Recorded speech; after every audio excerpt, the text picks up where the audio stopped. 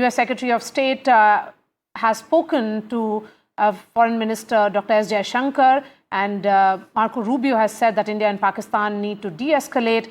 In fact, Dr. S Jaishankar has put out a tweet as well regarding that phone call, and he has said that India's approach is always measured.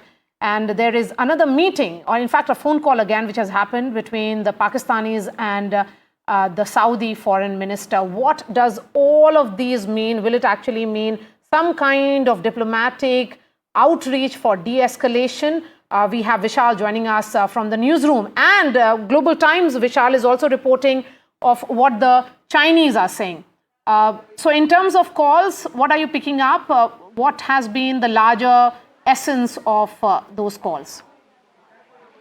Well, while both the countries' military, repeatedly engage almost every day, and that is mostly prompted by attacks from the other side of the border from Pakistan, there have been a lot of backdoor diplomacy talks going on, a lot of direct phone calls between leaders of these nations involved, especially between US and both the parties. US Secretary of State Marco Rubio has spoken to both S Jaishankar and the Pak Army Chief Asif Munir in the last 24 hours. The latest one was with S Jaishankar, and as you rightly mentioned, India has clearly stated that India's response has always been measured and quite responsible. It all depends on how Pakistan retaliates, whether it wants to escalate or not. India has never been someone to escalate.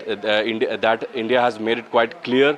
And as you also mentioned, that there have been other nations who are trying to allay some kind of reprieve in these desperate times. That Saudi foreign minister has spoken to the deputy prime minister of Pakistan and tried to de-escalate this tension, and also the fact that there was a visit by the Ministry of the Foreign Ministry of Saudi Arabia's top official was on a visit to both Pakistan and India in the last 48 hours.